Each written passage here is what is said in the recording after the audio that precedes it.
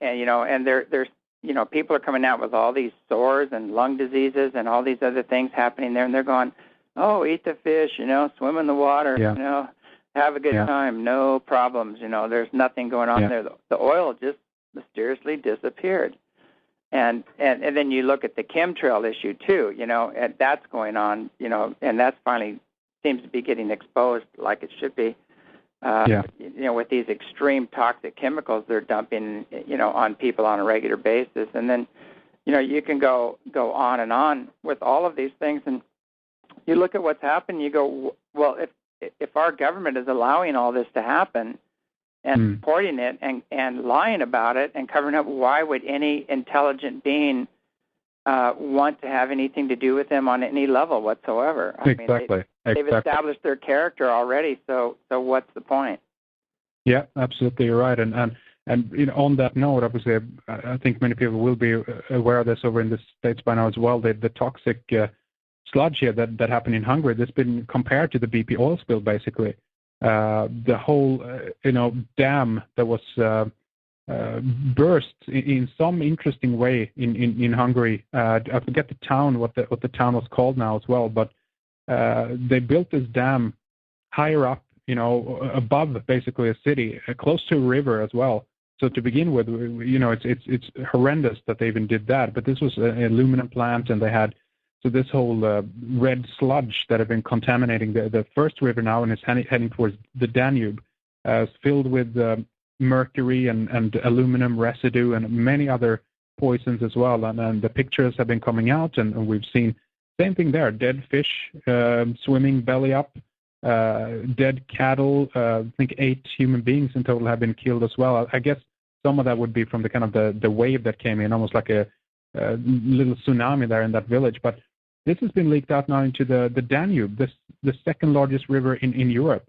The river, flows through, I think, about 10 countries: Germany, Austria, Slovakia, Hungary, Croatia, Serbia, Bulgaria, Moldova, Ukraine, and Romania. And that's beginning, the pH levels are off the scale, and a lot of, life is suffering because of this now. The whole ecosystem is upset. Rivers and life is destroyed, including human beings.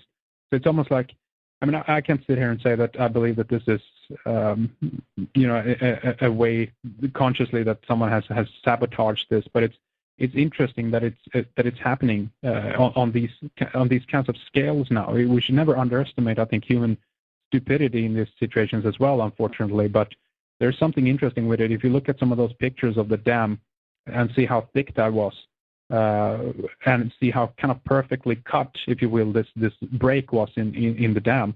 I gotta wonder, was that planned? Was it allowed to happen? A similar kind of toxic spill over here in Europe as it happened over at the in the Gulf of Mexico with the oil spill over there. So it's a horrendous situation. And again, what would the purposes for that be? Why would they do this consciously, or if someone planned this? It could just be for the simple fact that they want to dump massive amounts of toxins into the ecosphere, and in the process try to kill off people, make them sick, and turn the whole planet into a toxic dump. Basically, that's what's happening here. It is on every level. I'm seeing. You look at aspartame, fluoride, the 600 other toxins and carcinogens in most of the city water. Going on, the food, the processed food is so full of toxins, and then you take that level, and then you look at the the chemtrails, and then you look at these oil spills and these other things going on, and it's almost like, I don't know who's behind this whole thing, but I know the certain elements in the Illuminati area have been pushing these agendas for a long time, mass genocide and population reduction and things like that. But it's happening on every level, and it's undeniable. And we need to just follow the money and see, track it down to the source, and then get some people with some integrity and to step in there. I've always said that we need a truth panel, a truth and reconciliation panel, like they did in South Africa, and and also have okay, now how do we fix this? Have not get to the truth of it. Get these whistleblowers and the other people, get them protection, get this information out, and then have another part of this thing. Okay, here now, how do we take care of this? How do we stop this from happening again? Yeah, absolutely. And I also think that one of the ulterior motives here for all these toxic spills and things like that potentially then is allowed to happen might be because they want to have, in one way, I mean, there's a negative aspect to that as well, which I mean, I'm not saying that, in these cases, control and regulation is a bad thing. In case of the BP oil spill, the fact that they removed some of the laws around the safety procedures is at the root of the problem there in one sense as well. But at the same time, this is the problem reaction solution type scenario that I see unfolding here as well. That the solution to many of these problems that we're going to be offered is that legally there's going to be even more difficult to move and do anything now because people are going to be so paranoid because of all the environmental damage that has been done. So let's say that you're your own you want to start up your own business or something like that. Those kinds of procedures in terms of individuality might be become more and more difficult now because of these big major disasters. So that's something we have to kind of watch as well at the same time as these things unfold. It could even lead to some kind of, if you will, global overseeing environmental agency popping up as well. And again, on the surface, that's not a bad idea at all. We just have to make sure of who is in charge of that and for what reason, because they might be end up being the biggest villains of all, if you know what I mean. Yeah, it's like this global warming program, and then all of a sudden you see all the people that are pushing it and tax credits and everything else, and then the real science comes out and actually we're cooling. Yeah. I don't know. I've noticed it's pretty cold up here, and our gardens are suffering, and we're having some pretty hard frost right now. But a lot of the gardens I know of people here in the Pacific Northwest just didn't get going. That they go, God, are these tomatoes ever going to ripen, or what is going on? So obviously, and we lost a lot of our crop because of late freezes and early freezes both. So. There you go, and I think we're possibly in for another cold snap. A lot of the Western world last year was experiencing major winters all over the place. Same thing here up in Sweden. We had what I'd like to call a proper winter here for quite a few years now, and we had lots of snow staying for a long time. It's really, really cold.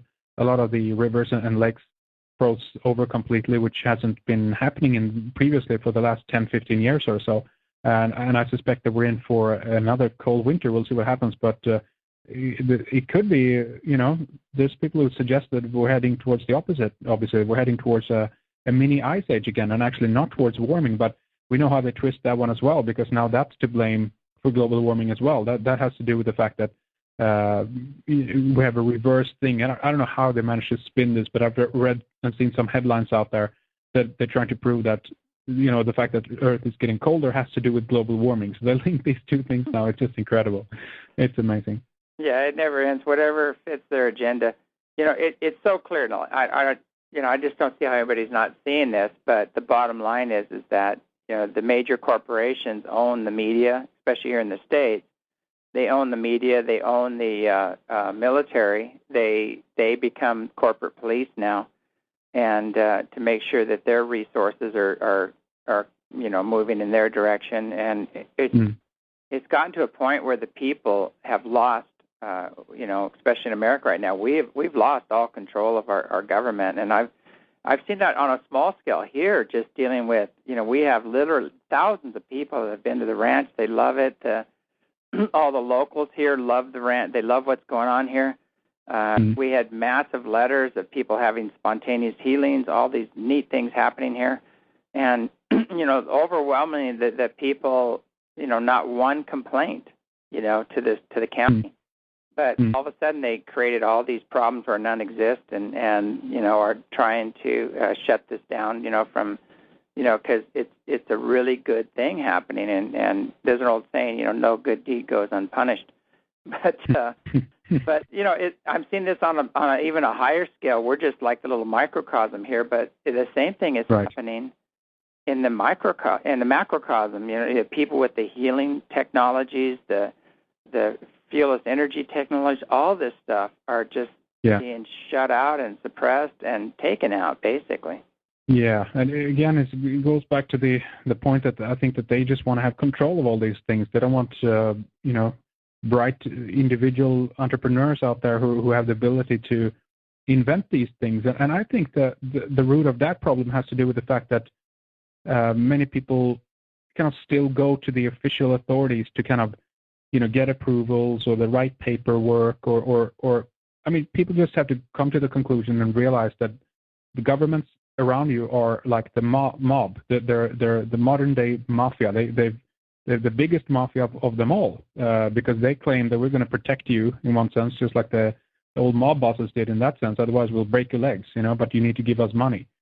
That's what has happened at this point, and people are giving up their individuality, their freedom to these people who are basically just the mafia, and people have to stop going to them to seek for their approval, whether it is to make a maneuver or grow your own food or make an extension on your house. And I think that the more people would just, make the decision in their heart instead. What do I want to do? What do I want to make or create? And then just do that. Not be silly and stupid about it, of course, but still just recognizing that there's no, middle hand between myself and the creation or the earth or even God, if you want to use that term.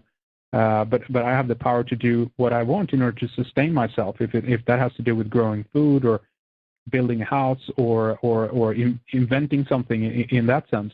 And I think that the more and more people realize that and begin doing that, there's not any government on the entire planet, even a world government, wouldn't have the means and the power to stop all the people that are doing that.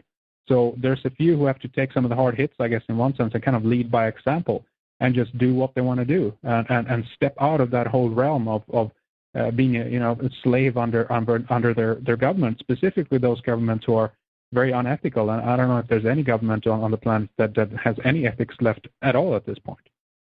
Yeah, we seem to have evolved to the height of no ethics or whatever. And but like the Mayan calendar said, that we went through this age of ethics, where this was all brought up to the surface so everybody could see, what was going on, and it was all revealed. And now we're going into this time compression where everything is accelerated, karma, everything. And I feel the new energies that are coming in right now and shifting, the people that are of that frequency of tyranny, of control, that aren't in service mode, that aren't focused on love and joy and bliss, are actually just going to take themselves out. I mean, I look at Dick Cheney. He doesn't have a heart right now. He's got an electronic device that he probably even have an artificial heart. I don't know, but obviously he has no heart, or he can never do the things that he did. And well, that's right.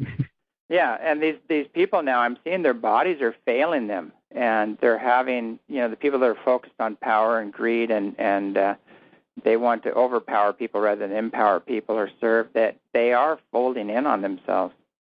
Yeah, it's a good point. I mean, look at how George W. Bush aged in the White House, and you can even look at Obama. He has the same thing going there as well, turning gray-haired or whatever, unless he colored his hair previously or coloring it now to make it look gray or something. But there's still, I think there's so much pressure and focus, also around the world on some of these people that compression that you talk about. And all that intent and power that is focused on these people in terms of demand or even in terms of some cases hatred, it's really draining on those kinds of people, and how they manage to keep up with it is just amazing to me. That they're even walking around still, if you know what I mean. But I think also that's why some of these people are so keen on going into the whole. This is a whole different topic here, but it's an interesting one. In terms, you brought up the robotic heart, or not Dick Cheney's own heart. I think that's why they go into this whole transhumanist stuff as well, in terms of building out their own, improving their own bodies, or longevity, extending their lifespan, or things like this as well. Because if their natural capability to sustain themselves, to sustain their own lives, if that's in some way falling apart, and they've become savvy to this, they realize that something is changing here, something is off. then they need to kind of artificially go in and take care of those things.